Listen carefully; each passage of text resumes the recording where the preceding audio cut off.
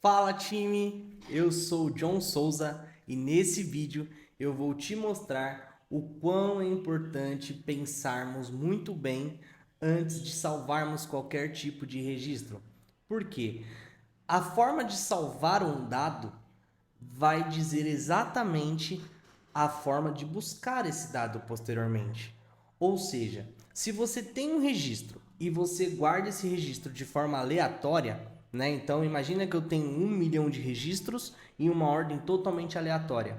Se eu tiver que buscar um registro dentro desse balde de registros, eu vou precisar pegar um a um para encontrar esse registro lá dentro. Porém, se eu me preocupo em organizar esses itens e salvá-los totalmente de forma indexada, em ordem, por exemplo, fica muito mais fácil encontrar um registro.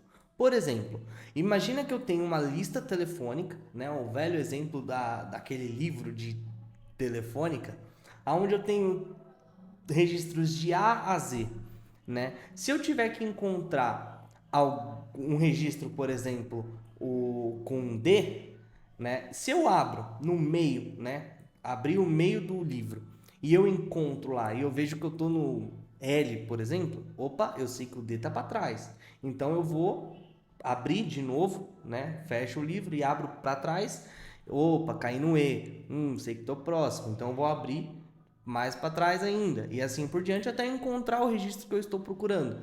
Então concorda que eu não tive que passar pelo A, depois pelo B, depois pelo C, até encontrar? O D tudo bem, estava ali no começo, mas e se eu tivesse que encontrar um L, um M, um N, né? Então ficaria muito mais fácil se isso tivesse de forma ordenada, tá? Então aqui eu vou mostrar para vocês uma lista.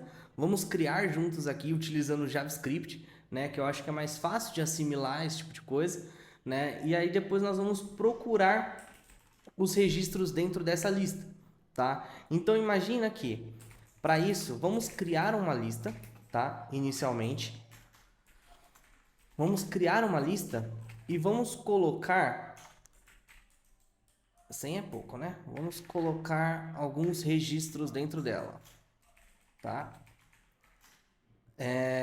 Inicialmente eu vou colocar ID, nome,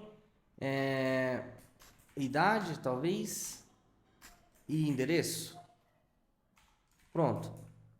Então, se eu printo a saída desse cara, eu tenho o seguinte: load. Aí tá até demorando um pouquinho. Beleza. Eu tenho os registros num formato totalmente utópico, tudo em ordem, tudo bonitinho, totalmente indexado. Geralmente não é o cenário que a gente encontra em aplicações produtivas, mas para fins didáticos já vai servir, tá? Então, beleza, eu tenho aqui todos os meus registros em forma ordenada, tá? E agora vamos ver quanto tempo eu demoro para encontrar um registro dentro dessa lista, tá?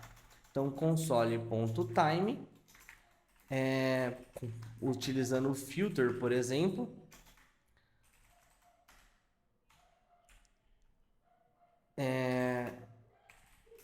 item, tá? Só que em vez de procurar, vou procurar pelo ID, tá? Então eu vou procurar o último registro da minha fila, tá? Da minha lista aqui. Então, se eu printar a saída, eu vou ter o registro que eu estou procurando, tá? Então, ó, reparem que demorou 78,313 milissegundos para eu encontrar esse registro, tá?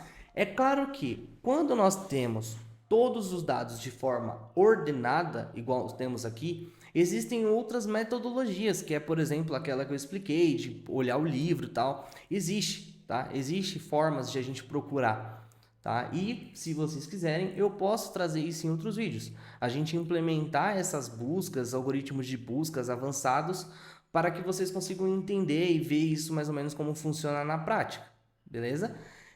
Agora, vamos fazer o seguinte: vamos modificar a forma com que esses dados são armazenados nessa lista, tá? E vamos ver o quanto isso reflete na hora de buscar esses registros, tá? Então, beleza, vamos anotar para comparação depois.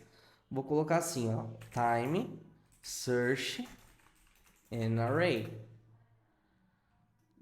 Tivemos 78.313 milissegundos. Só para a gente ter um efeito de média, vamos executar mais algumas vezes. Olha lá, 85. Mais uma vez. E acho que tá bom.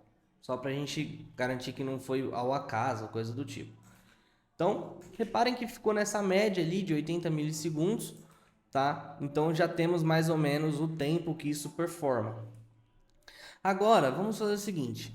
Se eu tivesse pensado que o meu objetivo posterior a salvar esses dados é buscar um registro aleatório, igual eu fiz agora, pegar o último registro, por exemplo, eu poderia ter pensado uma forma diferente de armazenar a priori esses dados, tá? Então, vamos modificar primeiro a forma de salvar esse registro, tá? Agora que nós já temos as 3 execuções aqui, eu vou criar a minha lista novamente, tudo bem? Só que repara que já não é mais uma lista, ele passou a ser um objeto. Vocês vão entender o porquê.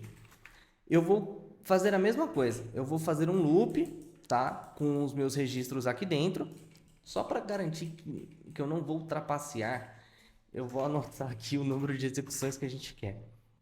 Tá? Só para garantir que eu não vou esquecer um zero ali tendencioso.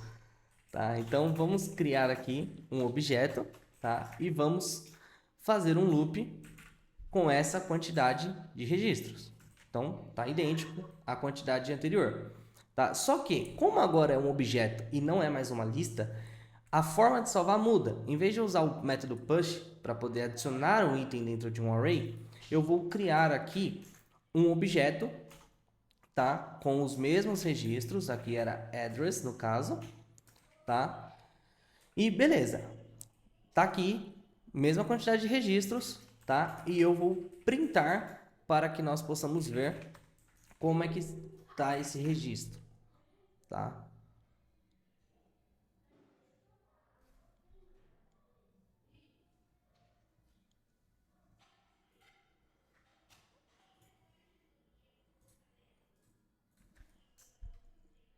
Tá, vamos printar o primeiro registro. O primeiro registro é simples, né? Não precisa buscar nada, não precisa fazer nada. Tá, ele encontrou aqui, lógico, o primeiro registro, né? Não teve problema nenhum. Só que a diferença de armazenar isso aqui como um grande objeto indexado com seus IDs é na hora de buscar. Por exemplo, vamos colocar o nosso console time, tá? Aqui, exatamente o que eu queria. Só para garantir, mesma coisa, eu quero buscar o último registro. Então, lembrando que quando eu fiz isso utilizando o find com o array e tal, eu demorei uma média ali de 80 milissegundos, 82 milissegundos, para encontrar esse registro. No caso, o último registro da lista. Agora, somente porque eu modifiquei a forma de salvar, vamos ver o que isso representa. Eu vou buscar o mesmo registro, que é o último da lista. Tá? Executei. Pronto. Demora um pouquinho mais, vocês viram, para criar a lista. Tudo bem. Só que eu ganho muita performance na hora da busca.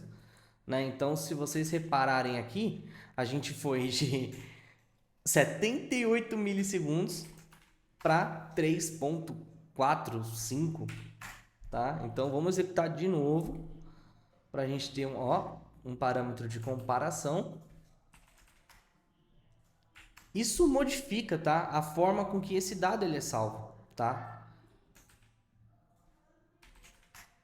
Na memória mesmo do computador. Isso faz sentido, tá? A busca ser mais rápida. E o que eu quero mostrar com isso? Que para cada problema que nós temos, a gente tem que pensar como um todo. Então, no caso, eu sabia que eu ia ter que buscar. Então, eu modifiquei a forma de salvar. E isso na programação é a coisa mais comum que tem, tá? Então, por isso que é importante conhecermos como as linguagens funcionam, como a memória funciona, como tudo isso é gerenciado. Tudo bem? Espero que tenha ficado claro, espero que você tenha gostado. Se você curtiu, por favor, deixe seu comentário, clique no sininho, se inscreva no canal e comente. Beleza? Muito obrigado por me ouvirem e até a próxima.